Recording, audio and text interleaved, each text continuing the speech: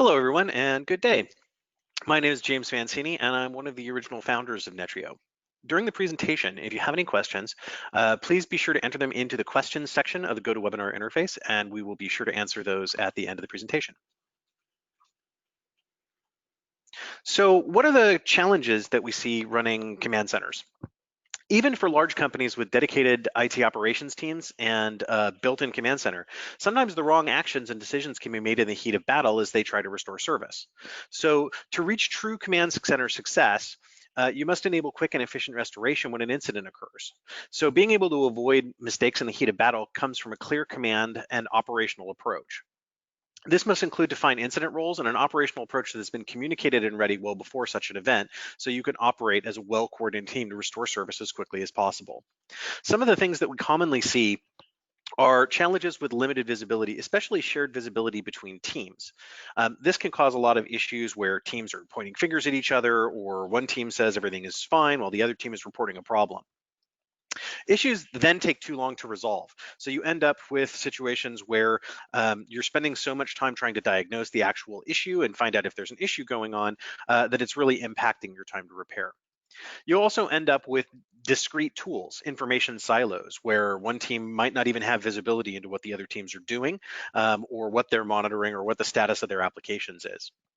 And this lack of communication between the teams causes redundant efforts, a lot of different people trying to solve the same problem from different approaches. And this can not only cause wasted and redundant efforts, but also can actually cause problems as one team is making changes that other teams aren't aware about. So one of the best ways to address this is to make an action plan. If we define an action plan that can be relied on for detailed instructions during a crisis, we're going to be in a much better position. And at a minimum, you need to define exactly who should be notified during an incident and exactly what methods should be used, both for initial notifications as well as for defining a timeline for escalation. So how long should an outage be going on before someone in management gets notified? And this is going to depend heavily on the scope of the outage and the priority. So make sure that your plan outlines clearly exactly what's going to be communicated to them. Remember that badly worded notifications are counterproductive. It can cause people to panic and then take incorrect actions. Also remember to factor in time of day and day of week. A lot of enterprises are 7 by 24 by 364 operations and many aren't, or at least not for all the resources. So when a system goes down after hours but isn't going to be needed till the next day, what should the process be? When is someone available to work that problem? A different response to an outage during off hours is reasonable and appropriate in most cases, and the monitoring plan needs to reflect that. Lastly, don't forget to see what you can automate. Automating the initial response to incidents to do things like reboot servers, spin up new resources, or restart services in a cluster can drastically reduce your mean time to repair, often solving the problem before a manual intervention is even required. Now, the first part of that is defining the roles and who fills them. So we need to make sure we understand the roles we're going to rely on. And at a minimum, we suggest 3 different major roles. These roles are going to play a large part in the action plan. The 3 most important roles are the technical lead, the service leads, and the incident lead. Obviously, depending on the size and complexity of your organization, your situation might require more specialized roles as well, or even assistance to the leads to help organize conference bridges, meetings, manage communications between teams, and things like that. So let's drill into what those roles are and what they should be expected to do.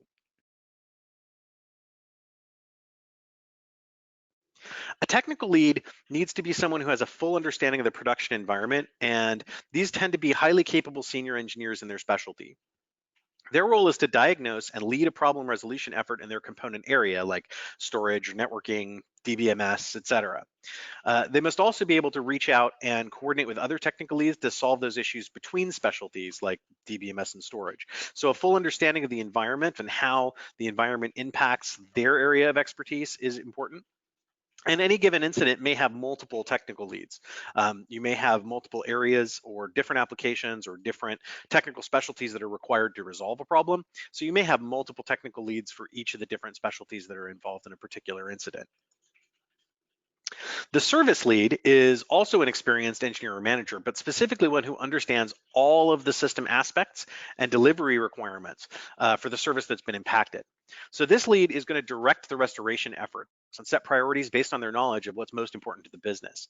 They should also be very familiar with and able to direct service restoration routines or procedures such as cluster restarts. They should also have full knowledge of the related services and potential downstream impacts that must be considered or addressed. And finally, they're going to know what business units and contacts must be engaged to minimize the impact through mitigation procedures while the incident is being worked. The incident lead is a command center member who is experienced in incident management, has strong command skills, and understands problem diagnosis and resolution. So their general knowledge and experience should extend from the systems monitoring and diagnostics tools available to application and infrastructure components and engineering tools, as well as a base understanding of services IT must deliver for the business. So the incident lead is going to drive all of the problem resolution actions as needed.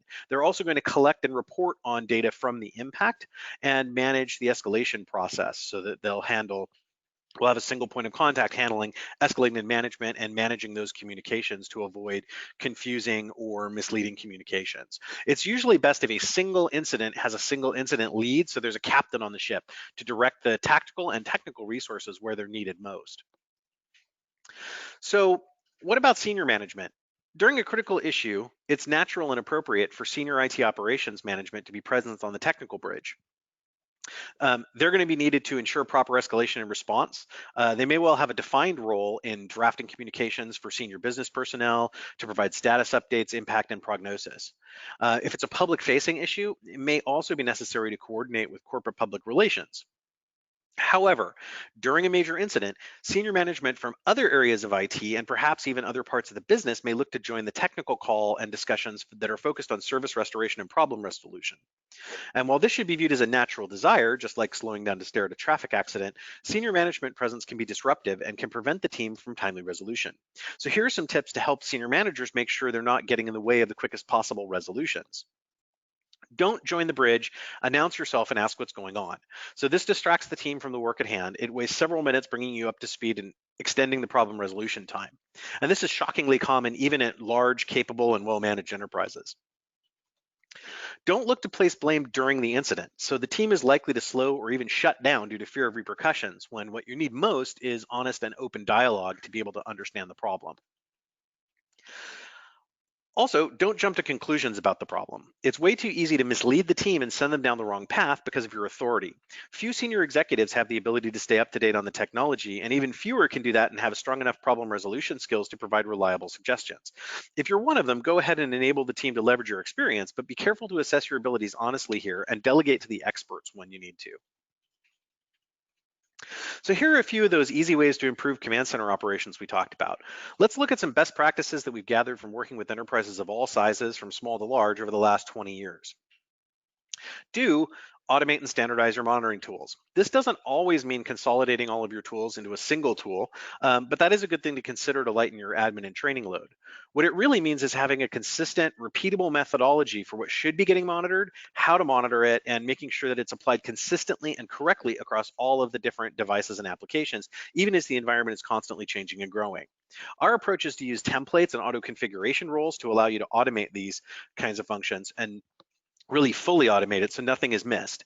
Using tools like advanced API integration and integrating that with auto discovery will allow you to detect and add monitoring on new production servers and resources as they're deployed, so you're never depending on an unreliable manual process. Do be sure to act on every alert. So every alert the command center receives should be acted upon. If an alert isn't going to generate a response, eliminate it and instead use a report to maintain visibility after the fact without disrupting the team.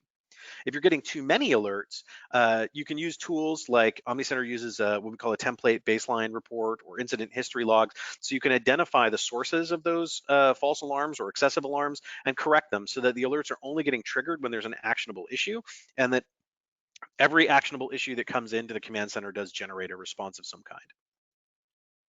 But you should also make sure that you're automating the initial response to the alerts as much as possible.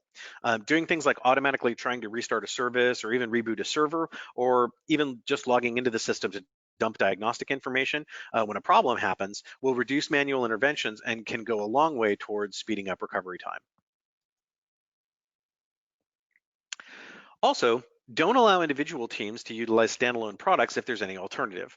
It's okay to let them use in-depth diagnostic tools if required, but for general monitoring, you should avoid this as it's going to add training burden and can lead to a lot of finger pointing, like your tool shows the application you're responding, but our tool says it's fine.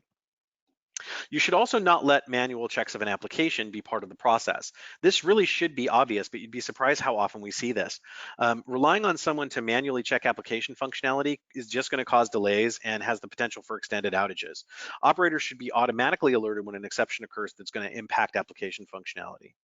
And don't let support teams do their own monitoring exclusively. It's totally okay if they want a view of what the command center is seeing, but it's not okay to let them do the monitoring instead of the command center. Departments and teams that perform their own monitoring with no oversight tend to hide their dirty laundry, and they tend to apply temporary fixes. As a result, you're going to end up with more outages, longer outage times, and a higher percentage of recurring outages. Because there's no oversight, senior management is often unaware of the number or scope of these outages, and then customers start leaving, and senior management is left wondering why they did that. When the command center is doing all the monitoring, it serves two main purposes. First, the command center can quickly determine whether a problem in one area might be impacting other areas. So for example, if a network line goes down and several applications go red at the same time, command center staff will know which support teams to notify first, and can determine things like what the cause of the outage is. So a team monitoring just the applications may not be aware of the communications failure and might waste a lot of time trying to diagnose the problem. The second purpose is transparency. Teams that are being watched by others tend to run better with fewer problems. And when something breaks, they tend to find a permanent solution so that the same issue doesn't recur. So now let's talk about how to automate that monitoring process, because it's key to make sure that centralized visibility can stay up to date while the environment is changing constantly. So our approach is to use multiple APIs to link the process directly into monitoring. So for example, when I'm provisioning new systems in vCenter or deploying new systems with Puppet or new hyperconverged or Hyper-V virtual systems, I want to be able to automatically detect and add those into monitoring and make sure I get all of the correct application checks and settings applied to those without having to manually run down a long checklist of things to do. OmniCenter uses a rule-based system to do this that we'll talk a little bit about, but it's really the key is to make sure that as I'm deploying everything, it's getting added into monitoring automatically instead of making that a manual step that I have to intervene with. You should also make sure that you've linked the monitoring system into things like cloud resources so that those can automatically be discovered and added as I deploy them as well. And that requires the ability to monitor and connect to the cloud providers' APIs. So that can be an important factor to think about when you're looking at which cloud platforms to deploy. What are the APIs like? How much access do I have to system status and underlying information like that? Now, as I mentioned, our system uses an auto configuration system to use rules to automate the configuration part. So the idea is that the system comes with a set of basic rules to get started, and you can easily create or customize rules as needed to fit the environment. So you can use these to set device attributes like category sites, application groups based on any device criteria that you can detect, including things like which processes are running, what ports are listening, what the device is named. So if you've got a strict naming convention, you can use that to leverage for configuration. Even things like SNMP values for location or notes or contacts that you've added into the system. This makes sure that there's no manual step in the process when you're provisioning into monitoring, so you can ensure that the devices end up in the right reports and they're always getting all the right settings applied. And these are automatically applied to devices as they're discovered. So as new devices are added or as they're discovered via the APIs, they're always going to get that template applied that controls all of the different settings we want for those devices. You can also reapply these whenever desired. So if you want to make sure everything stays configured according to the rule set, it's very easy to be able to do that. You should also be using what we call anomaly thresholds. So detecting unusual behavior instead of just relying on static alarm settings is a key way to get proactive with monitoring, to really get out of firefighting mode and start on preventing the fires in the first place. So in OmniCenter, we call those anomalies, and anomaly detection allows you to find changes in application behavior. So I can deploy these anomaly sensors on anything that we're monitoring, things like CPU, memory use per process, number of running processes, even on log messages. So for example, if the application suddenly goes from 10 login failures an hour to 1,000, maybe that last software update didn't go quite as we expected, but now you have a very strong place to start troubleshooting that problem, and you can detect that problem right away. OmniCenter also generates a baseline So it will look, using the large volume of data that we retain, it can automatically adapt the baseline as the environment changes, and will automatically build a baseline of the last 8 weeks of data and look at time of day, day of week, or even hour by hour changes to detect when something is behaving unusually versus how it normally behaves at this particular time on this particular day of the week. And this allows you to find unexpected impacts. So for example, a software change that caused unusual behavior in a CPU on a backend SQL server, for example. One customer of ours discovered an issue where at 10 a.m. on a Wednesday, normally the database server is running at 50 or 60%, and suddenly one day it was running at 15%. So that's the sort of thing that would never really trigger a static threshold, but the anomaly detection determined that it was unusual, and they went in and investigated. They discovered that a software update that got pushed to the user interface of their application had broken a form via a CSS change. And it was deep within the application where the front end team didn't notice it. So customers weren't able to complete their orders properly, and they were able to detect that and find it out and fix it before the customer started complaining and dropping, and they noticed a big drop in orders.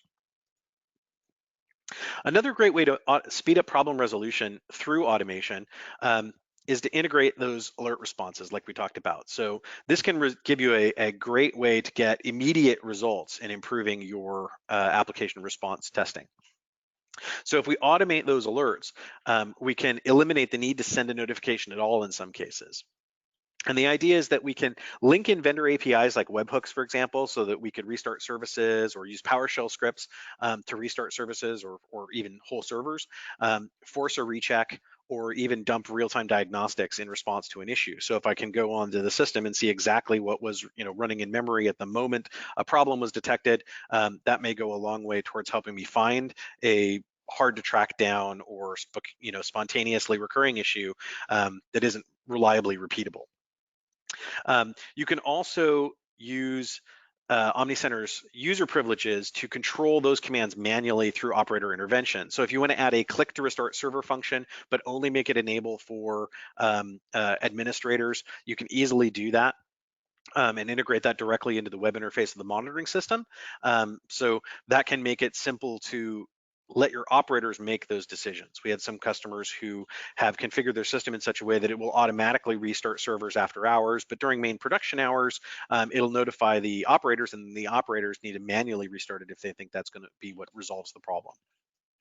However, one thing to keep in mind when you're doing this kind of automation is that maintenance windows become very critical. Otherwise, a scheduled software upgrade is not going to go as you expect because the monitoring system is going to start taking action in the background. Nothing's really more frustrating than shutting down the application to do a planned upgrade and suddenly the server reboots. So keep in mind, scheduling those maintenance windows is a really key point of that, and we provide APIs to allow you to do that, so you can integrate that into your change control process as well if you like. A few more best practice tips. It's critical to have well-documented procedures for the command center's role in monitoring, change management, disaster recovery, escalation, incident management, security and event management, and problem management. And those procedures need to be followed by everyone. So there should be no exceptions unless they are specifically documented, because consistency is really the key to excellence and a repeatable performance. You do want to have very well documented guidelines for the different severity levels. So different kinds of priority and severity depending on how important the application is, how many users it potentially impacts, how severe the impact to those users is key. Because this is going to determine exactly how each outage is treated, the types and frequency of notifications, and the escalation points. So ambiguous definitions can result in insufficient or excessive notifications or escalations, and that inevitably leads to extended delays in problem resolution. So you'll also want to schedule frequent reviews of these processes to make sure that the guidelines are properly implemented. You generally do want to centralize all your monitoring through the command center, like we talked about. All of the systems and applications that are critical to the operation of the businesses and all the different divisions supported need to be monitored centrally. This allows the command center to quickly determine whether a problem is global in nature, and that speeds up your recovery time. Knowing what other alerts are outstanding when a problem occurs also helps to identify which support teams to engage and to reduce the length that it takes to fix the problem. And you want to be sure to share that information across all of the different teams through shared portals or monitors to improve communications. And as we talked about, Don't ignore alerts. So ignoring alerts is a sure way of getting into trouble because at some point a mistake is going to be made. Someone's going to ignore the wrong alert. Avoid the problem altogether by making sure non-actionable alerts are not even seen. You can always report after the fact on unusual or adverse conditions for proactive investigation. A really good example of this is hard drive notifications. A lot of people will set up a notification to get an alarm when a hard drive gets to 90% full, but then they get that alarm and they realize, well, that's a 50 terabyte array. If it's 10% full, I still have plenty of room. I'm going to ignore that right now and deal with it later. Well, then they forget to deal with it later. And before you know it, that 10% becomes 5%, becomes 1%. And now you've got an outage on your hands. So making sure that the alerts are properly set so you only get the alert when you're going to take an action for that alert is really a key point there. You also don't want to let the monitoring system screen get flooded with alerts. So a screen that's flooded with alerts makes it really easy to miss a new critical that pops in. So alerts need to be acted upon and acknowledged or corrected as soon as possible. It's really not acceptable to let alerts sit in the queue until support team's regular working hours. So if the condition is acceptable during off hours, the alert should only be generated when it is not acceptable and when someone is available to work on the problem. Alerts that don't get addressed within a specific time frame need to get escalated. Also, don't get monitoring tunnel vision. So you want to be able to share the information outside the team so that everyone can use it and everyone is working from a single shared view of reality. You really also want to be monitoring from where the users are. So with OmniCenter, you can integrate your own private remote data collectors either on site or in the cloud, or leverage our network of remote reflector systems that we manage to monitor public facing sites, even if your OmniCenter is on premise. This gives you a perspective of if a problem is occurring from a particular remote location only, or if it's only affecting users in a particular time zone, or for example, my public website is really slow, but only when accessed from Europe. And you can use that information to quickly find and diagnose the cause of the problem and change settings in your CDN, for example, or track it back to a change that was made to your CDN settings. Now, when we say make the data visible, what we're really talking about is trying to make it available to everybody in the value stream. So everybody who can use that data and give that common view of reality. This aids in communications and demonstrates transparency, which also enhances trust. A big key to make this successful is to make it easy and quick to access the information so that teams don't feel like they need to have their own separate monitoring systems, which, as we talked about, creates a lot of alert noise and redundant effort. It also creates a lot of admin support and maintenance spend issues. So if the audience is non-technical, and in every company, there's always some non-technical people to keep in the loop, don't hesitate to simplify or abstract the data into easier to understand formats. We do this with a tool called strategic groups, which allow you to kind of roll an entire application, all its component parts into a single percentage score. But sharing this data can take a number of forms. So depending on what works in your environment, it might be APIs, common share or intranet type pages. It could be unauthenticated status pages that people can pull up with a link on the intranet, or information radiators. And an information radiator is really just a system designed to display status information in a public area. So for example, a monitor on the wall of a hallway that everybody walks through. A good example of this is in airports, the arrivals and departure screens. Those are information radiators. Now, the team can use these to display metrics, and you can use functionality like custom dashboards or strategic group to simplify that data and make it easy to understand for people who might be seeing it who aren't part of the team. But you can also customize those views. So if you've got a monitor in IT, it can show a much more detailed and technical view than the one would in the management suite. It also allows us to keep all the different teams in sync because, again, we're using one shared view of reality to make sure that we know what's going on. And it also allows us to actively demonstrate core team values, specifically that the team has nothing to hide from visitors, customers, stakeholders, et cetera, and that the team has nothing to hide from itself, that it acknowledges and confronts the problems. So simplifying that view can take a number of different forms, and making them easy to understand is kind of the key way to do that.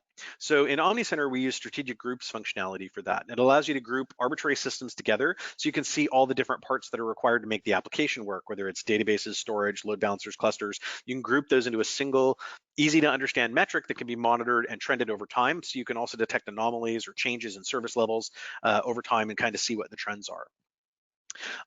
You can also control how each monitored item is weighted so that only key metrics or services on each system are counted. The idea is that it helps the numbers reflect the reality of how the applications are doing, and systems can be part of multiple groups. So we can have one group for storage that the SAN team is focused on, but the storage arrays can also be part of each application that depends on them. So the app teams can see when a problem might be coming from storage, and that'll help cut down on resolution time. You can then combine multiple groups into what we call aggregate groups. So for the CIO's dashboard, she can have a single metric for each line of business or area of responsibility that just says network, security, remote offices, for example. And you can know immediately if all is well or if something is being worked on. Finally, OmniCenter uses those auto configuration rules to do that configuration and maintain it on a going forward basis without adding any admin overhead, because I can automatically add anything that has SQL running on it into my databases group, or anything that's named for a particular application can be put into the application group automatically using that information. I don't have to remember that step, which keeps this information up to date and much better tuned for the environment. Now, during a major incident, it's important to make sure we're not making our lives more difficult during the diagnostic and resolution phase. So here's a few tips that we use to make it easier during the heat of battle. The first thing is to make one change at a time and track all those changes. This is the most common reason why a problem can't be tracked to its original cause, because either you have multiple teams making simultaneous changes and you can't be sure which one fixed the problem, or you've made changes that weren't logged. The incident lead must keep careful track of what each team is doing and when and in what order.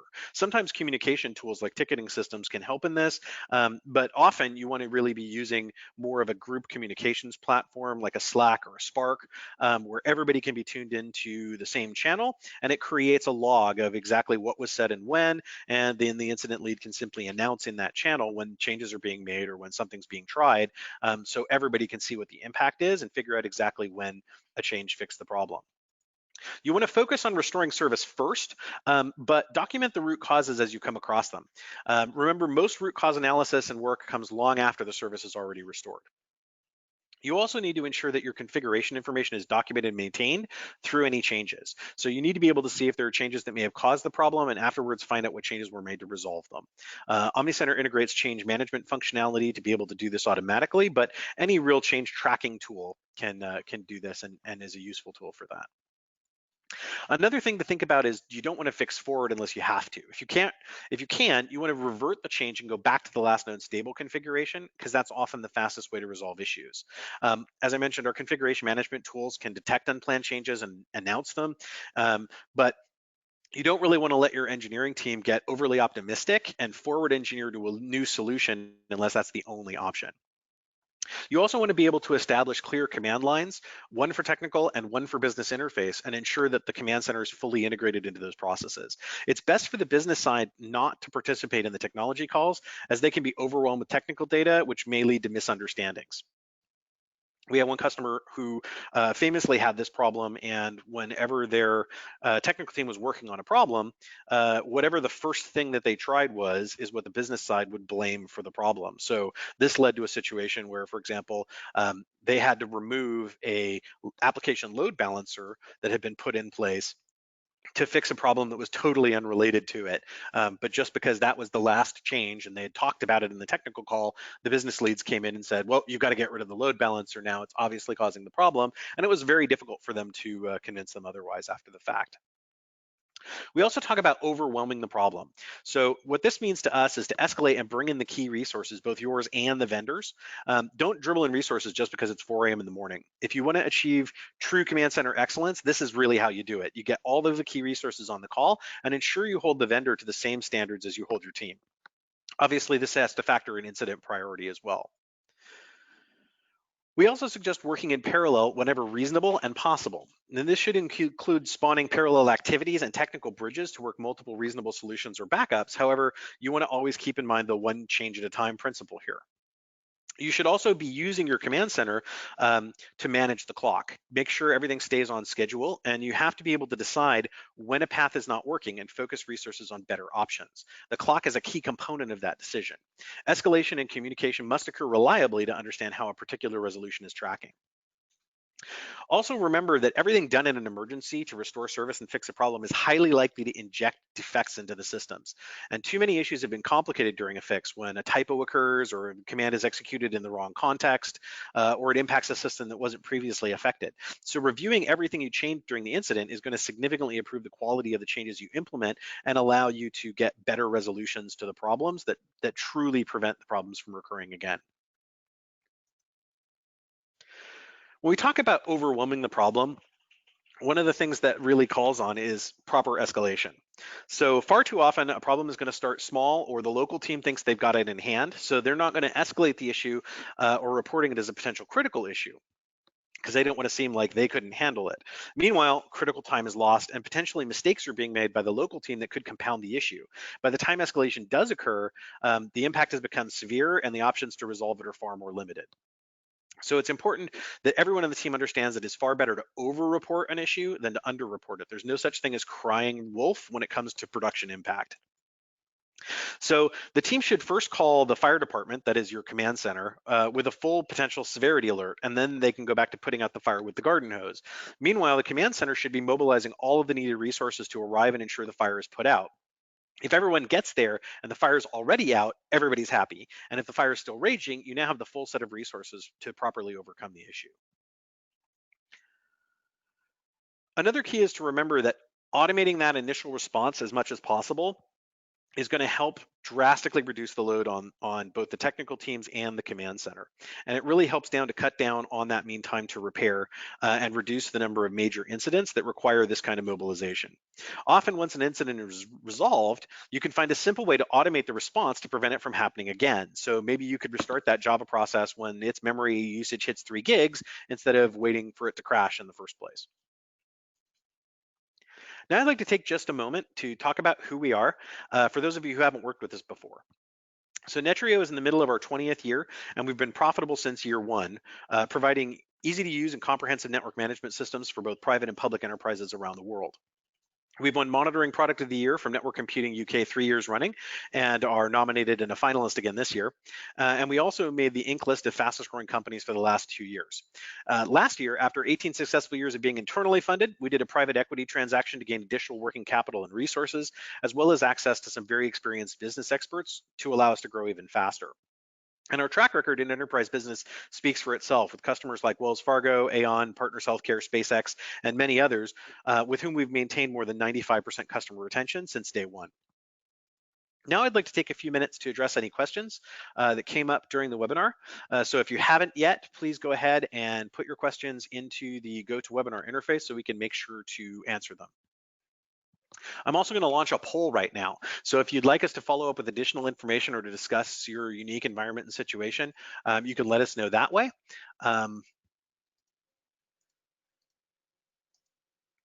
All right, so the first question we have here is, how many users can access or administer the OmniCenter system at the same time, and is there a cost per user?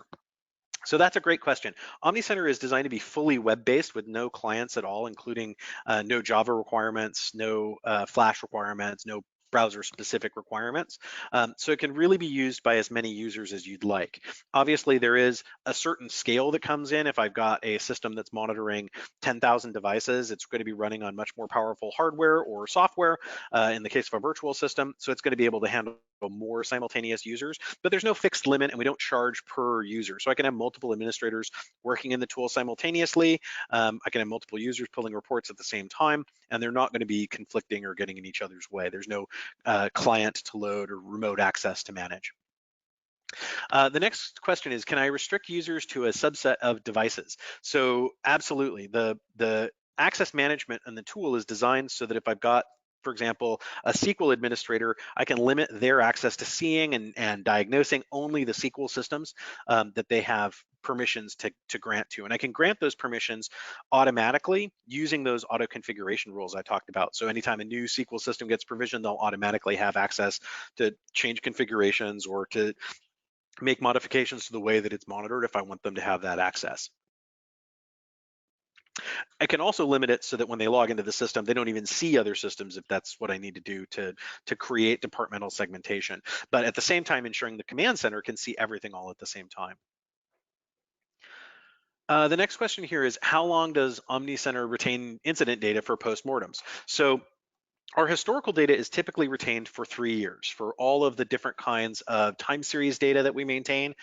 3 years is kind of the target, and we always retain the highest resolution data for at least 100 days, so I can run monthly and quarterly reports at the highest resolution. Incident data and logs is typically stored by number of records, and it's usually around 3 million incidents. So for most organizations, that's at least 3 years of history. If yours is a really large organization, that might be somewhat less, and that can also be adapted in specific configurations if you've got a large environment.